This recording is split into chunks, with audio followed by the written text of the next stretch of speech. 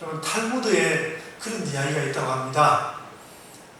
시내를 꼭 건너야 하는 부인이 허약한 외나무 다리를 건너게 되었습니다.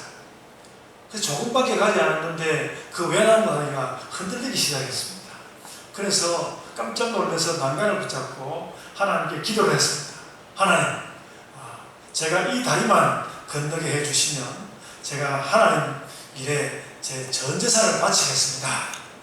이렇게 기도를 하고 아무 일 없이 다리 한 중간쯤 왔는데 이 부인이 본전 생각이 났습니다. 하나님, 제가 이 다리를 다 건너고 바깥에 나가서 이제 제 재산을 하나님께 다 드리고 나면 저는 이제 알거지가 되게 생겼습니다. 그러니까 그건 하나님께서도 별로 원치 않는 일이니까 제가 제 재산을 반만 하나님께 드리도록 하겠습니다. 이렇게 기도를 하고 또 이제 그 다리를 건너가는데 잘 건너갔습니다. 이제 끝이 저점 바라보일 때 다시 이 부인에게 꾀가 생겼습니다. 다시 이제 하나님께 기도했습니다. 하나님, 제가 이 다리를 한번 건너와 보니까 다리가 사실 그렇게 약한 것도 아니고 이 정도 다리를 건너는데 제가 재산을 반이나 드릴 것은 없다고 생각되고 그냥 딱 잘라서 조금만 하나님께 드리겠습니다. 그렇게 기도를 하고 있는데 갑자기 다리가 흔들리기 시작했습니다. 다리가 흔들리기 시작하니까 깜짝 놀라서 다시 이 부인이 난간을 잡고 하나님께 이렇게 기도했습니다. 하나님, 제가 좀 전에 그 농담을 한 것을 설마 기도로 받으신 건 아니시죠? 저 좀 살려주세요. 그런 이야기가 탈무드에 실려 있다고 합니다. 여러분, 굉장히 그 무서운 이야기인데 제가 이 이야기를 글로 읽고 참 깜짝 놀랐습니다. 좀 그 이야기가 굉장히 심각하게 다가왔습니다. 꼭 저를 보는 것 같았습니다. 여러분 어떠세요? 꼭 저를 보는 것 같았습니다. 내가 이러면서 살아갔지, 급박할 때는 다 드릴 것처럼 하다가 또 은혜 받을 때는 다 드릴 것처럼 하다가 조금만 여유가 생기면 다시 거두어드리고 그러지 않습니까? 그래서 제가 이 설교를 준비하면서 제 남은 인생에 이런 자꾸 마음이 이랬다 저랬다는 변덕만은 좀 내려놓을 수 있으면 좋겠습니다. 그런 기도를 하였습니다.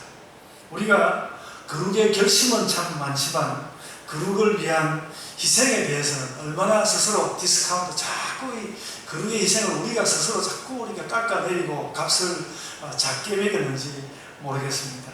우리는 여전히 거룩의 값을 깎았다가 올렸다가 그렇게 하겠지만 여러분 어쨌든 우리가 거룩의 진심을 좀 더 하면서 살아가야 할 것입니다.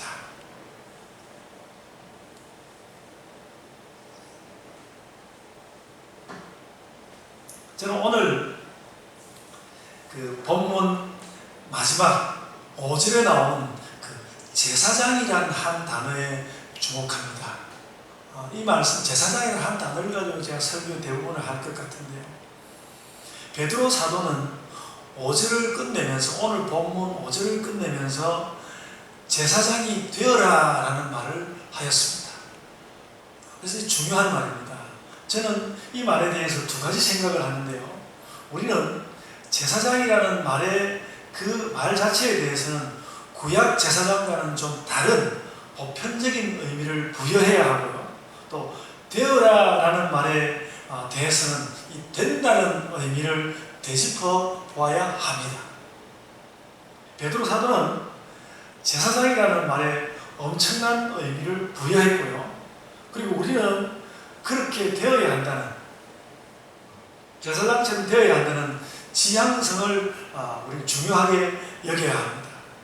이것이 엄청난 것이니까 여기로 관심을 모으고, 제사장이라는 이 말에 관심을 모으고 너희도 이렇게 제사장처럼 되어야 한다라고 베드로 사도가 우리에게 교훈하고 있습니다. 우리는 그냥 저절로 제사장으로 있는 것이 아니고 애써서 제사장이 되는 것입니다. 그래서 오늘 본문 그 5절 말씀에 하나님이 기쁘시게 받으실 신령한 제사를 드릴 거룩한 제사장이 될지니라, 그렇게 말씀하였습니다. 제사장이라는 말은 베드로전서 1장 1절에 나온 나그네라는 말과 그런 면에서 많이 비교가 됩니다. 베드로전서 그 1장에 나온 나그네라는 그 말과 관련해서는 나그네가 되어라라는 말은 없거든요. 그냥 너희는 나그네라는 거예요. 나그네가 되라는 말은 없었거든요. 그래서 어느 날 눈을 떠보니까 나는 나그네더라는 것이죠. 그래서 굳이 나그네가 되려고 애쓸 필요가 없다. 기독교인이 되고 보니까 저절로 나그네가 되어 있더라. 나그네이더라. 그 말씀이거든요. 그런데 오늘 이 말씀을 볼 때 제사장은 좀 다릅니다. 우리는 어느 날 눈을 떠보니까 제사장이 되어 있는 것이 아니라는 것이죠. 5절 말씀으로 볼 때 우리는 제사장이 되기 위해서 노력해야 되는 것이 분명합니다. 오늘 신령한 젖을 먹으라고 그랬는데 이 신령한 젖을 잘 먹고 무럭무럭 자라야 제사장 같은 사람이 되는 것이죠. 그래서 거룩한 제사장이 될지냐 그랬단 말이죠. 오늘 이 말씀에서 그래서 우리가 꼭 확인해 두어야 하는 것이 있는데요. 내가 예수를 믿고 난 뒤에 노력하고 애쓸 굉장히 중요한 일이 있는데 그것은 내가 물론 신자인 것이 중요하지만 내가 그냥 신자가 아니라 제사장 같은 신자가 되어야 하겠다. 그런 이야기입니다. 그게 무슨 말일까? 나는 제사장이 되기 위해서 노력해야 하는데 어떻게 해야 되는 것일까? 오늘 그 말씀을 많이 나누려고 합니다. 우리는 아까도 말씀대로 본문에서 나그네와 제사장의 대조를 잘 생각해야 합니다. 우리가 벌써 한참 한 달 이상 전에 우리는 나그네인데 선택받은 나그네다라는 것을 확인하였습니다. 그래서 천국을 향하여서 순례하는 나그네인 것도 물론 영광스러운 일입니다. 뭔가 이 세 개의 것에 대해서 거리를 둘 줄 아는 신자를 말하는 것이죠. 그런데 기독교인이 되고 오면 절로 자신이 나그네로 보이는데 기독교인이 되고 나서도 제사장이 되는 것은 뭔가 힘을 기울여야 되는 것이니까 이 베드로전서 말씀으로만 볼 때는 기독교인으로서 일단 내가 나그네라는 것을 인정하고 그 다음에 다시 이미 나그네인데 나그네라는 것을 인정하고 난 뒤에 다시 힘을 기울여서 제사장이 되기 위해서 나아가야 한다는 것입니다. 그래서 너무 자잘하게 이렇게 쪼갤 필요는 없겠습니다만 이런 것입니다. 먼저 우리는 금과 은을 구하는 세상 사람으로 살다가 그 다음에 예수 그리스도의 피를 구하는 선택된 나그네인 것을 확인한 다음에 그리스도에 넣어서 확인한 다음에 이제 인생의 세 번째 단계로서 내 인생 세 번째 단계로서 제사장이 되려고 한다는 것입니다. 그러니까 중요성으로 말하자면 이 제사장이라는 말은 은과 금보다는 물론 중요하고 선택된 나그네라는 말보다도 이 제사장이라는 말은 더 중요하다는 것입니다. 이미 너희는 선택된 나그네다라고 말하고 난 뒤에 베드로 사도가 다시 새삼스럽게 너희가 제사장이 될지냐, 신령한 젖을 많이 먹고 제사장이 될지냐 이렇게 가르치고 있다는 것이죠. 베드로 사도는 그리스도인의 길을 그렇게 간결하게 말씀하였습니다. 이것은 유대교로 되돌아가자는 말은 절대 아닙니다. 그래도 베드로 사도는 구약시대의 그 제사장이라는 의미를 가져와서 너희가 제사장이 되어라 라고 가르치고 있는 것입니다. 그렇다면 우리는 이 제사장이라는 말을 어떻게 이해하는 것이 좋을까? 베드로전서에 제사장이라는 말이 수두룩하게 나온 것은 아니지만 두 번 나오는데 단 두 번이지만 아주 중요한 자리에 이 말이 나오고요. 그 중에 한 번이 오늘 본문입니다. 두 번이 나오고요. 중요한 곳에 두 번 나오고 그래서 베드로전서에서 제사장이라는 말은 매우 중요합니다.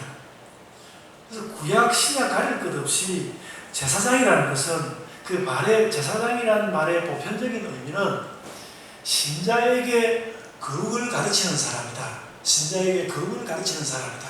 스스로도 또 거룩을 견지하는 사람이다. 그렇게 말할 수 있을 것입니다. 제사장은 거룩의 대명사입니다. 제사장과 거룩이 이렇게 함께 간다는 것을 생각할 때 다시 주목하게 되는 베드로전서에 지나간 말씀이 있습니다. 우리 지난주에 보았는데요. 1장 16절에 이렇게 말했습니다. 내가 거룩하니 너희도 거룩할지어다. 이렇게 말했고요. 이 제사장이라는 말과 의미가 통합니다. 그리고 또 15절에서는 너희가 모든 행실에 거룩한 사람이 되어라. 이렇게 또 말씀하였습니다. 베드로 사도는 1장에서 이미 거룩한 사람이 되라고 그렇게 교훈했는데 그 거룩으로 온전히 정체성을 정한 사람, 그런 신자를 두고 제사장 같은 신자라고 부를 수 있는 것입니다.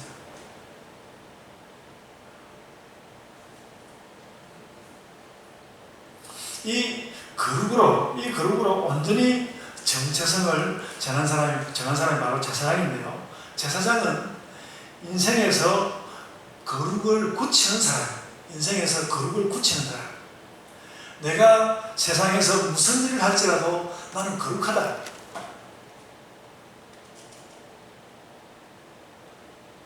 새로운 분이 한번 들어와서 반갑습니다. 제사장은 인생에서 거룩을 굳히는 사람이다. 내가 세상에서 무슨 일을 할지라도 나는 거룩하다. 나는 제사장입니다. 여러분 유도 기술에 굳히기라는 기술이 있지 않습니까? 상대방에게 기술을 걸어서 상대방을 꼼짝 못하게 해서 30초 지나면 이제 한 판 끝나는 기술이죠. 근데 거룩에 굳히기를 하는 사람이 제사장이라는 명사적으로 아주 딱 거룩을 행하게 되어 있는 사람, 제사장. 오늘 본문 말씀은 우리에게 그런 것을 요구합니다. 너는 정말 거룩으로 완전히 굳히기를 한 그런 삶을 살고 있느냐? 우리가 요즘 이사야서 큐티를 하고 있지 않습니까? 조금씩 여러분들은 이제 이사야서 또 선지서 보는 인상이 다르지만 저는 선지서를 읽을 때마다 선지서를 가득 채운 거룩한 분위기에 늘 압도됩니다. 예를 들어서 이사야의 소명기사가 나오는 이사야 6장 3절로부터 5절 말씀을 제가 한번 읽어보겠습니다. 여러분도 한번 찾아서 읽어보십시오. 찾아서 한번 펼쳐보십시오. 이사야 6장 3절로부터 5절 말씀인데요. 먼저 3절입니다. 스랍 천사들이 서로 불러 이르되 거룩하다 거룩하다 거룩하다. 이게 삼성창이라 하죠. 거룩하다 만군의 여호와여 그의 영광이 온 땅에 충만하도다 하더라. 굉장히 압도적이죠. 그리고 4절입니다. 이같이 화답하는 자의 소리로 말미암아 문지방의 터가 요동하며 성전의 연기가 충만한지라. 이것도 아주 압도적으로 나오시죠. 또 5절입니다. 그때에 내가 말하되 화로가 나여 망하게 되었다. 나는 입술이 부정한 사람이요 나는 입술이 부정한 백성 중에 거주하면서 만군의 여호와이신 왕을 배웠음이로다. 이렇게 말씀하셨습니다. 그래서 3절은 천사들이 하나님을 거룩하다고 하고 또 거룩이 온 땅에 가득하다고 하는데 천사들의 등장 또 하나님을 향해서 거룩의 삼성창 또 온 땅에 충만하다는 말 이 모두가 아주 압도적으로 나오는 말들입니다. 4절은 역시 그것도 압도적인 분위기인데 막 그 성전의 문지방이 흔들리고 연기가 가득하고 그렇습니다. 5절은 또 그런 압도적인 분위기 가운데서 선지자가 자신을 돌아보면서 나는 이제 죽었다. 나는 이제 죽게 되었다. 그렇게 말합니다. 모든 것이 아주 압도적이죠. 압도적입니다. 그런데 여러분 이런 이사야서 6장 3절로부터 5절에서 보이는 이런 압도적인 분위기는 어디서 오는가 하면 전적으로 하나님의 거룩으로부터 오는 것입니다. 거룩으로부터 오는 것이다.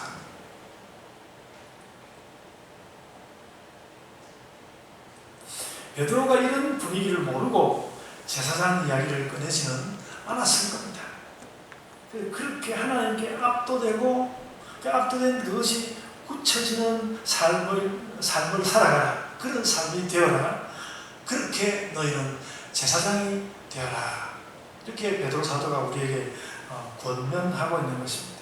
그래서 이 하나님의 거룩함이 와서 그것이 나에게 완전히 굳혀지는 이런 것은 그냥 수동적인 것이 아니라 하나님의 말씀을 받아 새기는 계시적인 것이고 하나님 중심적인 삶을 산다는 것이죠. 우리가 이런 압도적인 성경 말씀을 읽고 난 뒤에 내 삶은 그렇게 압도적으로 사라지지 않는 것에 대하여서 우리는 그런 면에 대해서 내가 신자의 영적 품격이 이게 아니라는 생각을 해야 합니다. 하나님께서 나에게 와서 압도적으로, 하나님께서 뭔가 나에게 압도적으로 들어오시는 그런 것을 전혀 느끼지 않고 사는 것이라면 나의 신자로서의 영적 품격이 부족하다는 것이죠. 그것은 나의 의지가 부족하거나 혹은 능력이 안 되거나 그런 것도 있겠지만 그 압도적인 그릇을 받아내고 견지하겠다는 결심이 부족한 것이죠.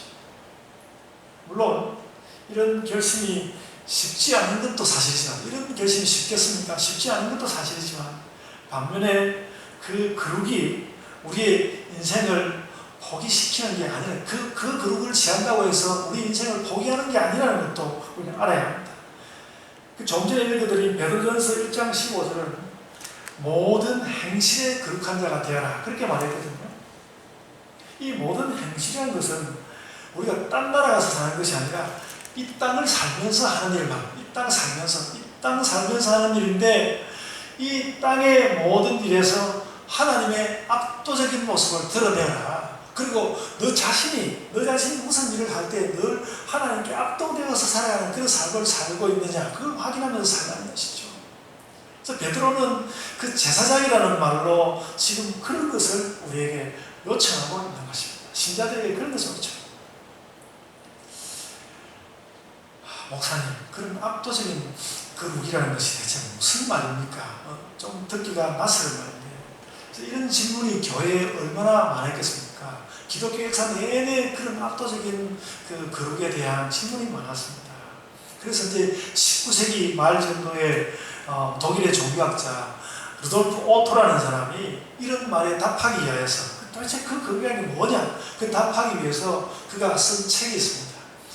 그 책 이름이 한마디로 거룩이라는 책입니다. 거룩이라는 책인데요.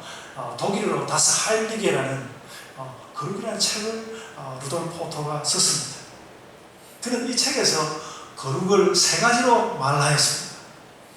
하나님을 만나서 경험하는 두려움과 하나님을 만나서 경험하는 매혹과 또 하나님을 만나서 경험하는 숭고함, 그 세 가지를 이야기하였습니다.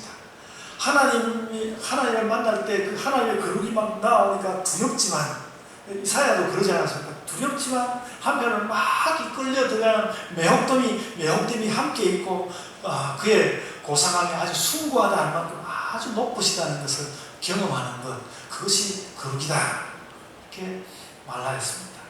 우리의 모든 행실에 그렇게 다가가라. 그게 압도적인 거룩입니다. 그런데 제가 설명하기 위해서 사용한 말이 여전히 좀 어렵기는 합니다. 그래서 그 압도적인 거룩은 아마도 우리에게 늘 완전히 이해되는 것은 아니고요. 우리가 거룩하게 살아가는 가운데서, 거룩하게 행위하는 가운데서 하나님을 느끼고 모셔드리는 일로 생각됩니다.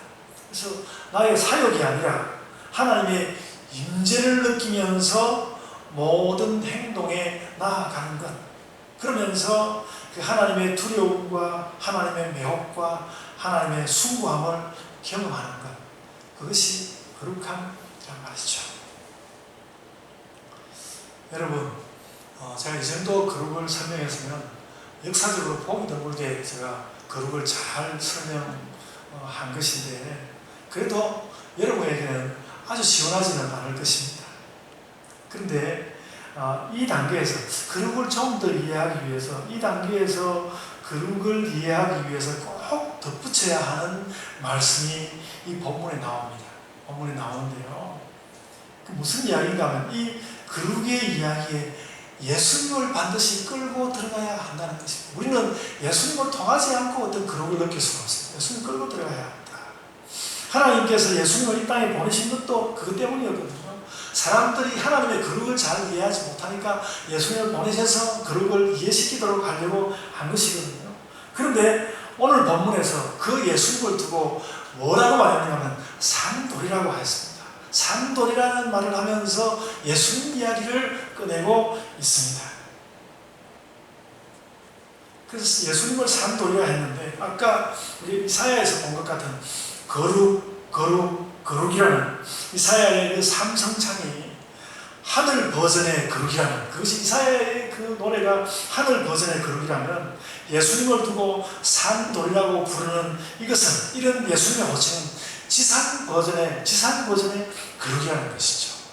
예수님의 그 산돌 대신 예수님을 통해서 우리가 거룩을 또 다시 깨달아야 한다. 더 가까이 가져와야 한다. 하나님의 거룩을 예수께서 이 땅에 보여주신다. 그래서 그 산돌이신 예수님을 두고 4절에서는 보배로운 산돌이신 예수님께 나아가라.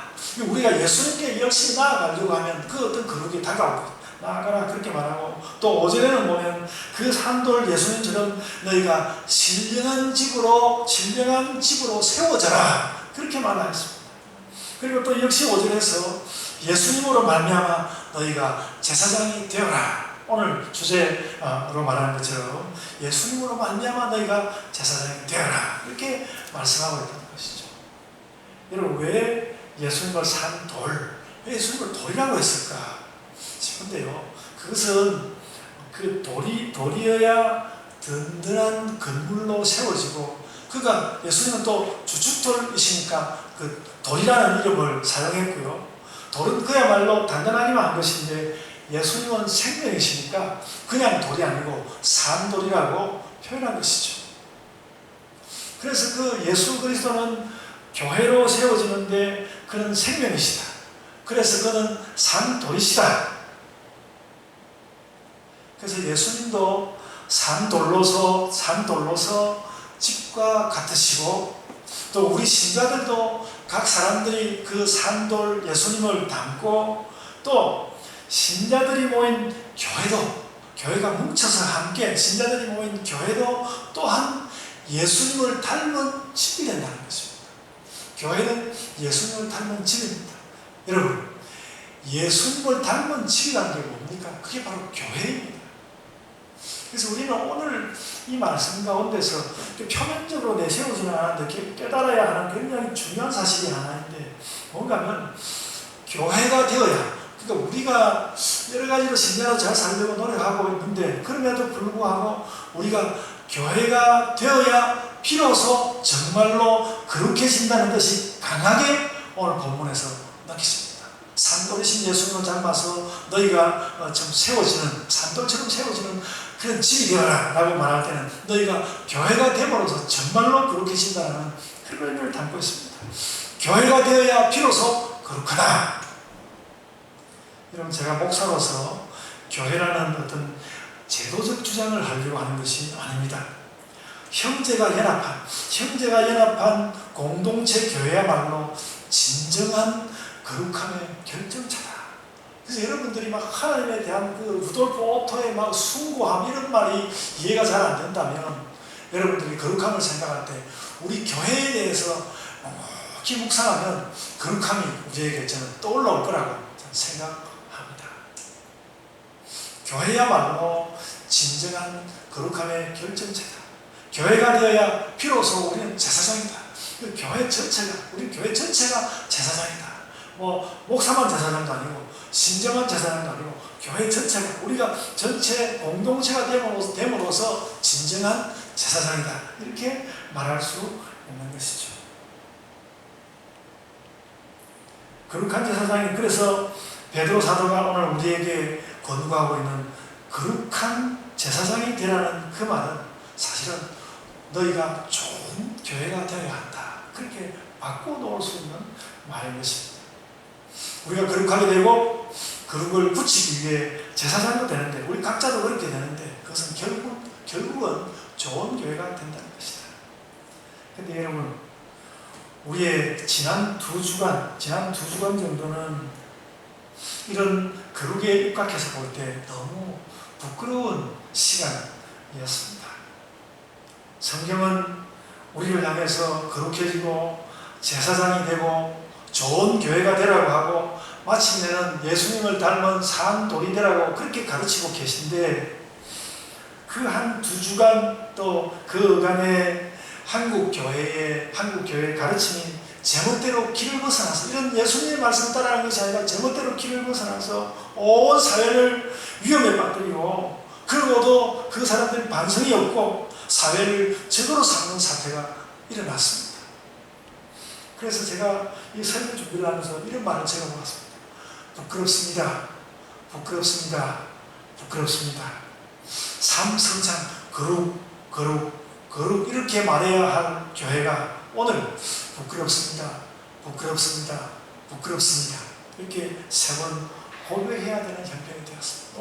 그러니까 오늘날 우리 교회가 거룩을 잘 나타내지 못하고 있다는 것입니다. 그래서 그런 부끄러운 행위가 어떤 것인지 오늘 본문 1절이 이미 말씀하고 있습니다. 1절이 이렇게 말했습니다. 모든 악독과 모든 기만과 외식과 시기와 모든 비방하는 말을 버려라. 거룩한 자가 되려면 버려야 된다는 것이죠. 그런데 그것을 이게 하나님의 이름도 들이대면서 그것을 이렇게 안에 품고 있는 것이죠. 그걸 버려야만 그렇게 되는 것이다. 우리는 개인적으로, 교회적으로 이 땅에서 제사장의 삶을 살아야 하는데, 그럴 때 하지 말아야 하는 것이 그런 일이라는 것이죠. 악독과 기만과 외식과 시기와 비방을 우리의 정서에서 떼어내야.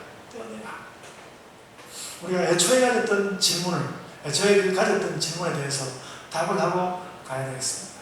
거룩에 대한 하나님의 압도적인 요구, 베드로 사도가 그걸 요구한 건데, 거룩에 대한 하나님의 압도적인 요구를 결론적으로 우리는 무엇으로 받아낼 것인가? 그것은 정말로 그 하나님 가르치시는 바로서는 좋은 교회가 되는 것입니다. 좋은 사람이 되는 것도 물론이지만 결정적으로 우리가 그런 좋은 교회가 되는 것입니다. 베드로 사도는 그걸 요구한 것이죠. 하나님께서 우리에게 그렇게 압도적으로 오신다면 저희는 교회로서 하나님 앞에 나가겠습니다. 하나님께서 이렇게 압도적으로 오신다면 저희는 끝내 교회로서 하나님 앞에 나가겠습니다. 이렇게 고백할 수 있을 것입니다. 여러분, 리지의 소아 테레사라는 가톨릭 사람입니다. 가톨릭에서 아주 존경하는 위인인데, 어린 나이 4세, 4살 때 회심하고 24살 때 죽었습니다. 그렇게 죽었죠. 4살에 회심하고 24살에 죽었지만 가톨릭 교회는 그를 위인으로 기억하고 있습니다. 그 어린아이가 하나님의 거룩을 가슴에 품고 나니까 그 거룩을 가슴에 품으니까 견딜 수가 없어서, 그 거룩을 가슴에 품고 견딜 수가 없어서 죄에 대하여서 고백하고 견딜 수가 없어서 막 괴로워하는 그런 모습을 처음에는 그 어른들이 얘가 무슨 병이 났나 이렇게 할 정도였는데, 병이 났나 그렇게 할 정도였는데, 온 그 함께 사는 그 지역 사람들이 테레사, 어린 그 테레사의 모습으로 온 동네가 다 변화했다고 하는 가톨릭 역사의 한 장면이 있습니다. 그의 그 거룩에 대한 추구가 온 지역에 전파되면서 그 온 지역이 감동을 받고 변화되었다고 합니다. 여러분, 오늘날 우리 교회에서도 그런 일이 일어나면 좋겠습니다. 저는 지난주 금요일에도 이사야 선지의 그 글을 읽으면서, 그 성경 말씀을 읽으면서 이렇게 압도적으로 다가올 때 왜 나의 삶은 압도적으로 하나님이 들어오신 그런 것이 잘 나타나지 않을까, 그것이 너무 고통스럽게 느껴지고, 오늘 이렇게 이런 설교를 하고 있으니까 지금은 뭔가 하나님께서 좀 압도적으로 다가와 계신 것이 느껴지는데, 우리가 이런 그 압도적으로 다가오시는 하나님의 그 거룩을 우리가 받고 그런 일들이 우리 교회 가운데 나타나는 가운데 우리가 변화되었으면 좋겠습니다. 여러분, 그렇게 하는 것이 교회의 운명입니다. 그러니까 우리가 나그네이지만 선택받은 나그네가 되고 그보다도 좀 더 높은 단계로 가기 위해서 하나님의 그 신령한 젖을 먹고 제사장이 된단 말이죠. 제사장이 되면 그러면 하나님께서 어떻게 다가오시는지 그것을 깨달을 뿐만 아니라 깨달은 바대로 살아가는 사람이 되어야 한다는 것이죠. 베드로 사도가 오늘 이 말씀을 통해서 너희가 제사장이 되어라 이렇게 권고하는 것은 교회가 그렇게 되어야 한다는 것입니다. 오늘날 교회가 그렇지 않은 것이 얼마나 많습니까? 그런 모든 것을 우리가 걷어내고 베드로 사도가 말하는 바 그대로 거룩한 교회로, 거룩한 지체들로 나아가기를 원합니다. 그것은 교회의 소명이고 교회의 운명입니다. 그래서 우리가 이 소명을 받아서 우리는 산돌 같고 또 제사장 같은, 그래서 온 세계를 위해서 제사장 같은 교회가 되어야 합니다. 여러분, 이번에 이 일로 인해서 막 교회들 대면 예배를 허락하지 않는다고 하니까 많은 교회 목사님들이 거기에 대해서 막 반대하는 글들을 올리고 그러는데 그렇게 할 필요는 없는 것 같습니다. 우리는 참 세상의 연약한 부분을 돌봐주고 사람들이 거룩함으로 나아갈 수 있도록 인도하는, 우리는 세계를 향한 제사장이라는 것이죠. 세계를 향한 제사장이라는 그런 소명을 가진 예본교회로 우리의 걸음을 걸어갑시다. 아멘. 제가 기도하겠습니다. 아버지 하나님, 은혜를 감사합니다. 저희가 저희의 못난 것, 잘못된 것, 또 죄 지은 것, 그런 것들을 이 시간에도 다 주님 앞에 내어놓습니다. 주님께서 그것 다 씻어주시는 줄 알고 내려놓습니다. 그러나 주님, 그것 다 씻음을 받았지만 그럼에도 불구하고 우리는 그 거룩함으로 열렬히 나아가지 못하고 있는 중입니다.